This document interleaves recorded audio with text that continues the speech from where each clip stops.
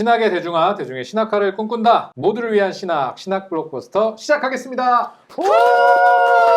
성경과 하나님의 권위, 오늘 그 세 번째 시간입니다. 성경은 어떻게 해석되어 왔는가? 오늘 뭐 어떤 이야기가 전개가 되는지 소개를 해주시면 좋을 것 같아요. 지난 시간에는 성경이 어떻게 형성되고 자리매김했는지를 보았다면 이제 그 이후로 교회가 성경을 어떻게 해석해 왔는지를 살펴보는 뭐 일종의 성경 해석사라고 할 수 있을 것 같아요. 성경 해석사. 우리 방송을 이제 정주행 해오신 분들은 지난번에 우리가 교회사를 했었기 때문에 네, 그렇죠. 더 재미있게 공부할 수 있지 않을까. 먼 곳만 보네요. 내가 바로 여기 있는데. 이 톰라이트의 성경 해석사에 있어서 톰라이트의 관점에 대해서 좀 해설이 필요할 것 같아요. 지난 시간에 이제 우리가 톰라이트의 연극의 비유를 통해서 맞아요. 성경과 이제 우리 시대의 관계에 대해서 설명한 걸 이제 들었는데, 이 비유가 주는 여러 가지 통찰이 있는데 그 중에 하나가 성경 전체 이야기가 얼마나 중요한가 하는 것이었어요. 톰라이트는 성경 해석의 역사 역시도 이걸 기준으로 평가하고 있다고 보면 돼요. 그러니까 각 시대가 성경 해석에 있어서 얼마나 성경 전체 이야기를 중요하게 여기고 있는가 하는 거를 기준으로 시대를 평가하고 있습니다. 그것이 이제 오늘 우리가 다룰 주제가 예. 그래서 이걸 염두에 두고 오늘 내용을 따라가 보면 더 잘 이해가 되실 것 같아요. 먼저 초기 교회예요. 초기 교회는 앞서 말한 기준으로 봤을 때 꽤 긍정적으로 이 시대를 이제 볼 수 있는 것 같아요. 이 시기에 이제 여러 이단들이 나타나는데, 교회사 할 때도 얘기했었지만 정경이 아직 확정되기 전이기 맞아요. 때문에 이 시기에 이단들이 뭐 성경을 인정한다, 부정한다 이렇게 말하는 거는 좀 시대착오적이긴 해요. 그래도 분명한 건 뭐냐면 이 시기 이단들이 톰라이트가 강조하고 있는 구약에서부터 이어져 오는 이 하나님 나라 이야기의 어떤 부분들을 무시하거나 부정하는 모습을 보이는 건 분명한 것 같아요. 대표적인 게 마르키온이라고 할 수 있죠. 이분은 구약의 하나님은 예수님을 통해서 드러난 신약의 하나님하고 다르다라고 하면서 예수님과 이스라엘의 연속성 자체를 부정한 거죠. 그러다 보니까 당연히 마르키온이 제안한 성경에는 구약은 당연히 다 빠져버렸고요. 뭐 누가복음과 일부 서신서만이 이제 포함되었다고 하죠. 맞아요. 또 어떤 이단이 있었나? 영지주의 이단이 있었죠. 영지주의는 이제 물질과 세상을 악한 것으로 봤어요. 근데 우리가 살펴봤던 하나님의 선한 창조로부터 시작되는 그 구약 이야기를 부정하는 것이죠. 초기 이단들 이런 특징이 보이게 되고, 이 이단들에 대한 교회의 대응은 뭐였냐면 다시 이 창조, 아브라함, 이스라엘, 예수로 이어져 온 성경 전체의 이야기를 온전히 붙드는 것이었죠. 이게 이제 톰라이트가 이 시대를 높게 평가하는 이유라고 할 수 있어요. 근데 이제 시간이 지나면서 점점 성경이 가지는 그 권위의 성격이 변해가기 시작한 거예요. 어떤 역할이 커졌냐면 교회의 규범으로서의 성경의 역할. 이건 아마도 이제 기독교가 이제 로마에게 공인되고 점점 이제 교회의 규모가 커져가고 또 제도화됐던 거랑 아마 무관하지 않을 것 같아요. 또 이제 경건 생활을 위한 교재로서의 위상도 점점 커져갔던 거죠. 반면에 저자가 가장 중요하다고 보고 있는 성경의 전체 내용으로서의 하나님 나라 이야기에 대한 강조는 약화돼 갔죠. 그래서 이 이야기로서의 의미가 약화되니까 각각의 성경 그 개별 본문들을 해석할 때에도 그 본문의 원래 의도와 맥락에서 해석이 떨어져 나오기 시작하는 거예요. 그러면서 힘을 얻기 시작한 것이 바로 알레고리적 성경 해석이에요. 알레고리적이라는 단어가 좀 생소하긴 한데. 이건 뭐냐면 이제 성경의 어떤 문자적인 의미 너머에 더 심오한 다른 어떤 의미가 담겨 있고, 이 문자적인 표현들은 어떤 상징에 불과하고 그 이면에 다른 의미가 있지 않을까라는 해석 방법을 말해요. 이 알레고리 해석을 대표하는 교부는 오리게네스라는 분이 있는데, 하지만 사실 대부분의 교부들이 이 알레고리 해석을 정말 즐겨서 사용했어요. 예를 하나 들어보면 누가복음 10장에 나오는 선한 사마리아인 비유에 대한 그 유명한 아우구스티누스의 해석이에요. 이분이 보기에 이 비유에서 강도 만난 사람은 아담이에요. 강도는 사탄. 사탄 마귀. 강도 만난 사람을 때린 것은 죄를 짓도록 유혹하는 걸 말하고요. 이 사람이 맞고 거의 죽은 것은 인간의 영적인 상태. 그냥 지나가버린 제사장과 레위인은 율법과 선지자를 말해요. 사마리아인은 누구겠어요, 그러니까? 예수님이에요. 그래서 율법과 예언자가 못한 일을 이제 예수님이 성취하신 거죠. 저도 모르게 아멘 할 뻔했어요. 이게 더 재밌는데, 사마리아인이 강도 만난 사람을 데려다 놓은 주막은 교회예요. 그리고 주막 주인은 사도 바울입니다. 사마리아인이 그 주막 주인에게 준 두 데나리오는 하나님 사랑과 이웃 사랑이라는 두 계명을 상징한다고 해요. 기가 막히네요. 이게 더 재밌는 것 같아요.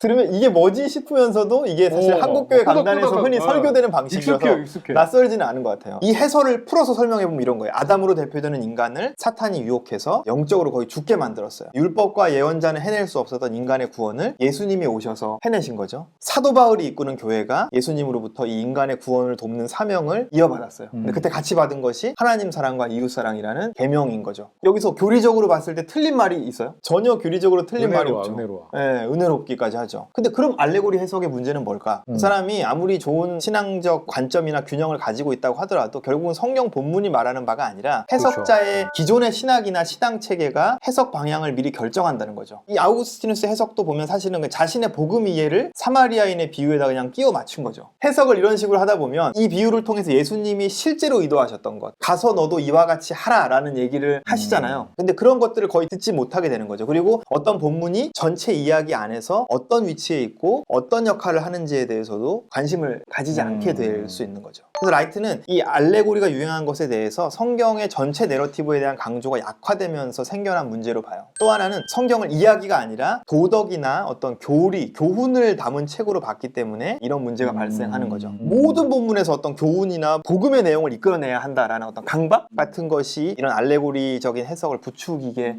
되는 거죠. 이제 알레고리의 해석에는 이런 한계가 있음에도 불구하고 라이트는 또 긍정적인 면도 이야기하는데, 알레고리 해석이 가지고 있는 의도 자체는 나름 성경 전체에 충실하려고 하는 교회의 헌신이었다라는 거예요. 난해한 본문들, 얼핏 보기엔 어떤 교훈이나 메시지를 끌어내기 어려울 것 같아 보이는 본문도 포기하지 않고 그 안에서 숨은 의미를 찾아내서 어떤 하나님의 말씀으로 받으려고 했던 그런 노력이었다는 거죠. 이것도 약간 강박적인 거니까. 태도를 높이 평가하는 거예요. 성경을 존중했기 때문에 나온 태도다라고 보는 거죠. 하지만 그럼에도 불구하고 성경이 어떻게 작용하는지에 대한 큰 그림을 이해하는 데는 실패한 것이다라고 분명하게 이야기하고 있죠.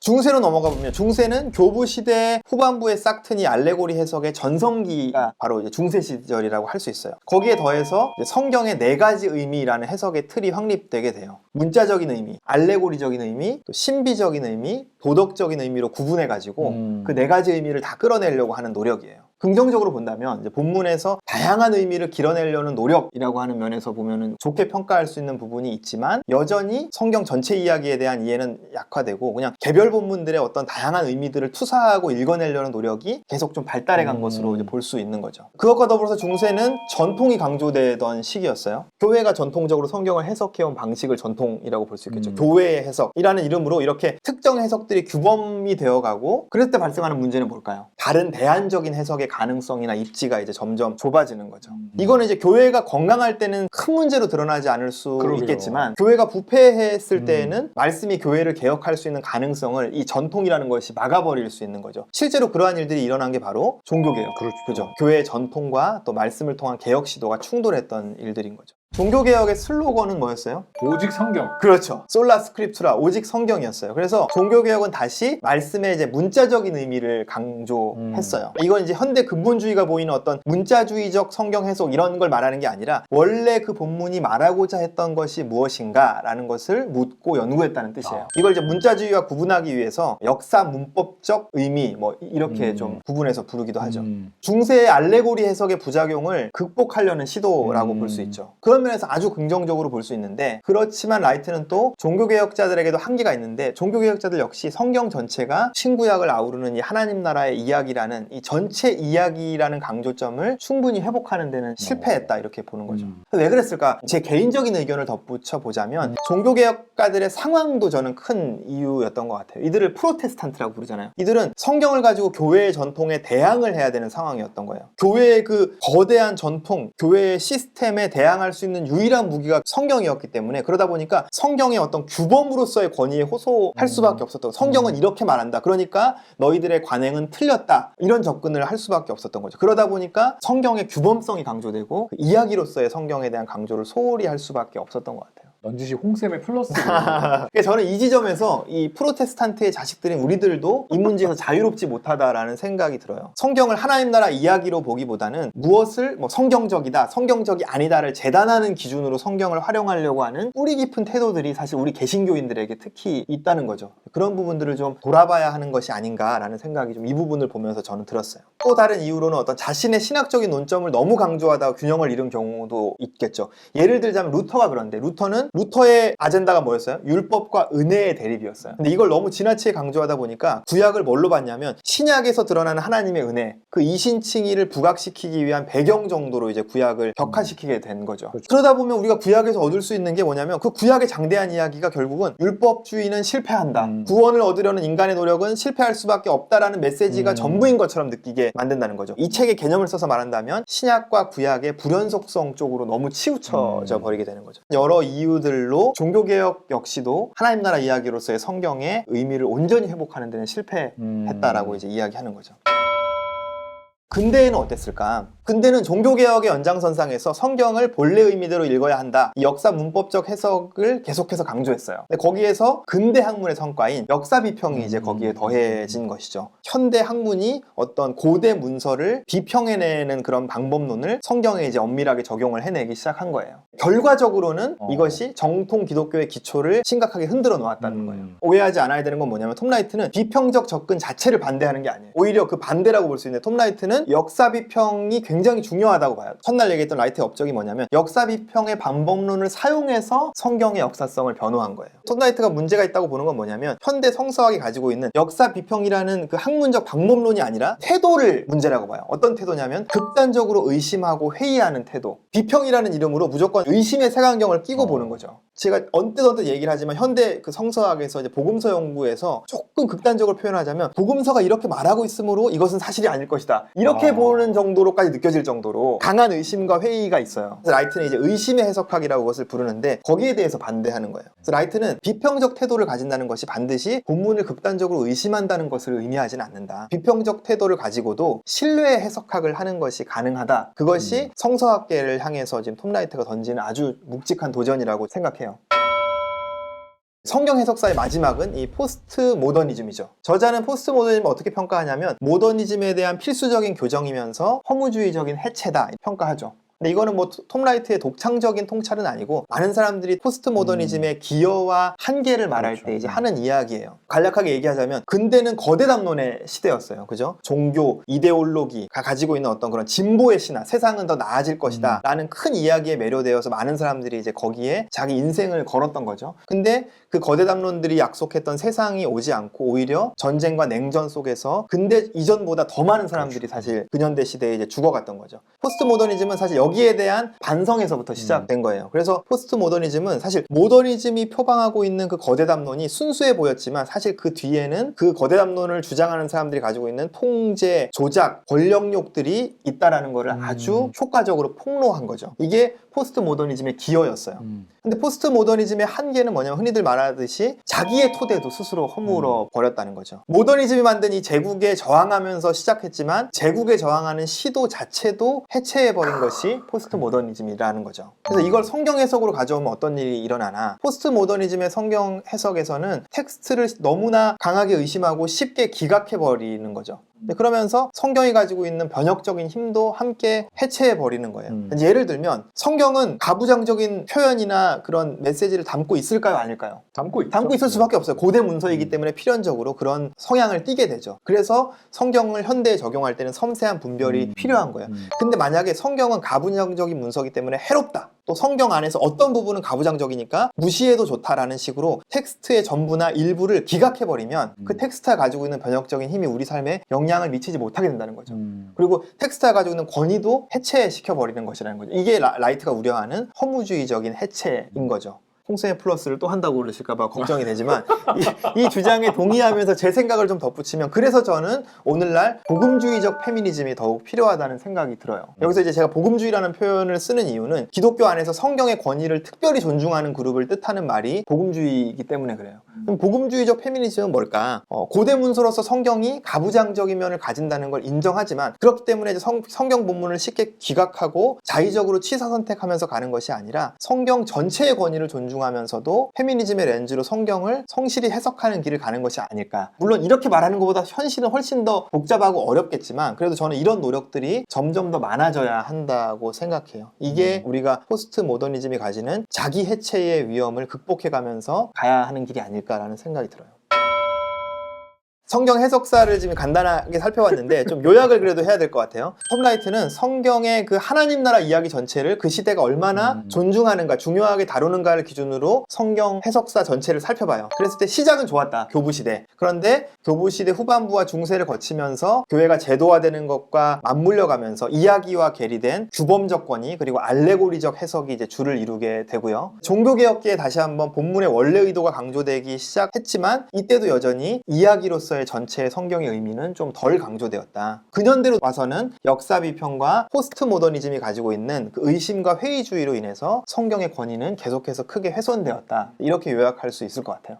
톰라이트의 정리가 되게 단순하고 아주 파워풀하고 좋은데 좋기는 하지만 문제는 있어요. 그러니까 모든 학자들이 가지고 있는 위험인데 긴 역사를 요약할 때 학자들은 자기 주장에 유리한 쪽으로 좀 단순화시키는 위험이 있어요. 그래서 뭐 톰라이트 역시 마찬가지겠죠. 그래서 다른 관점과 비교하면서 공부하면 좀 보완이 될 것 같아요. 저희가 앞으로 다룰 책 중에 정성국 교수님이 쓴 묵상과 해석, 이 책의 3부에서도 똑같이 성경 해석사를 다뤄요. 큰 틀에서의 내용은 비슷한데 두 분의 관점의 차이가 이제 돋보여서 아주 흥미롭거든요. 정성국 교수님 같은 경우는 전체적으로 알레고리에 대해서 더 긍정적으로 평가하는 부분이 있어요. 루터와 칼벤 같은 종교개혁자들 역시 문자적 의미를 강조하면서도 여전히 알레고리를 사용했다, 이제 이런 부분들을 지적했던 것 같은 거는 굉장히 인상적이고 균형을 잡는 데 아주 도움이 되니까 한번 읽어보시기를 권합니다. 이쯤에서 마무리되나 싶었는데 한 챕터가 또 나와 있어요. 네네. 오늘날의 잘못된 성경 해석들이라고 이제 7장에서 이야기하고 있는데 부제를 붙이자면 톰 라이트의 모두까기 정도가 이제 되겠죠. 모두까기는 사실 홍쌤의 전문물인데 성경 해석에 있어서 소위 이제 보수주의자들, 우파라고 표현하고 또 진보주의자들, 좌파라고 좌파. 표현하는 양쪽의 사람들이 성경을 어떻게 잘못 해석하는지를 이야기하고 있어요. 먼저 우파들이 성경을 잘못 해석하는 방식은 컨텍스트와 해석학을 충분히 고려하지 않는다. 여기서 컨텍스트라는 것은 본문의 컨텍스트일 수도 있겠죠. 독자의 컨텍스트일 수도 있을 것 같아요. 근데 우파들은 대체로 이 둘 다를 좀 무시하는 경향이 있다는 거예요. 그리고 해석학, 학문의 어떤 성과들을 거의 고려하지 않고 성경을 해석하려고 한다라는 거죠. 보수주의자들의 약간 반지성주의를 비판하는 것이죠. 그러다 보니까 막 어떤 해석들이 나오냐면 구약과 신약 사이의 불연속성을 고려하지 않고 특정 구절을 문자 그대로 지켜야 한다라는 이제 그런 해석을 하게 된다라는 거죠. 참 이게 문자 그대로 지켜야 한다라고 얘기하는 진정성에 비해서는 참 많은 구절들을 자의적으로 정한다는 것이 큰 문제인 것 같아요. 뭐 예를 들면 레위기에 토지를 팔지 말라라는 말씀이 있거든요. 이 말씀만 문자적으로 지켜도 그리스도인들은 토지를 투기 목적으로 사고 팔 수 없고, 그렇기 때문에 다른 건 몰라도 그리스도인은 부동산 투기는 안 한다라는 것을 온 세상이 알게 되는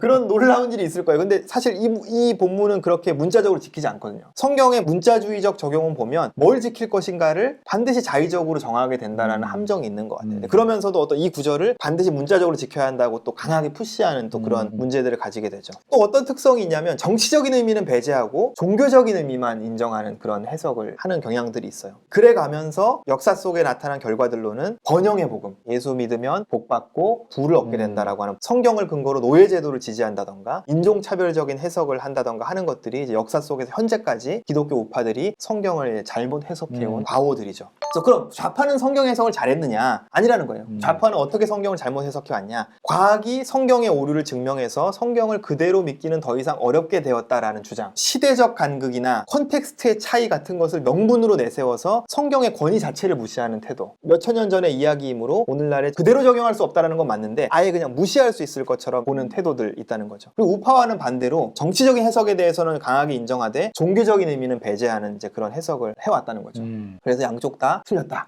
농담조로 모두각이라고 했는데, 근데 제가 보기엔 이 비판이 이제 비판을 위한 비판이 아니라 양극단을 경계하면서 그 사이에서 균형을 잡으려는 노력으로 보여요. 이 라이트가 주는 통찰들이 저는 되게 크다고 생각하는데, 예를 들면 근본주의자들에 대해서 우리가 얘기할 때 성경을 너무 종교적으로만 해석하고 성경이 담고 있는 그 강력한 정치적인 의미를 무시한다라고 흔히들 비판을 많이 하잖아요. 근데 라이트가 보기엔 진보주의자들도 마찬가지라는 거예요. 반대로 정치적인 의미만 강조하고 종교적인 의미를 배제한다는 거죠. 이 라이트의 표현을 그대로 쓰자면 너무 좋은 표현을 쓰고 있는데, 종교적 해석에서 뿜어져 나오는 강력한 영적인 힘 없이는 정치적 의미는 단순한 슬로건 이상의 결과를 가져오기 힘들다, 이렇게 말하는 거죠. 저희가 예전에 신 할 때 김용규 선생님이 좋아하셨던 황금의 중간길이라는 표현이 있었어요. 제가 보기에 대가들은 균형, 중용을 굉장히 추구하는 것 같아요. 근데 중용에 어떤 짝퉁이 있어요. 대충 그냥 둘을 섞어보면 중용처럼 보이겠지 하는 그런 게으른 태도들이 있어요. 근데 저는 그런 게 아니라 정말 치열하게 고민해서 균형 잡히고 실제적인 대안을 제시하는 사람들이 대가가 아닌가 싶어요. 그런 면에서 저는 톰 라이트가 대가라고 생각해요. 다음 주에는 어떻게 제자리로 돌아올 것인가 라는 제목으로 이제 톰 라이트의 제안들을 좀 살펴보면서 마치려고 합니다.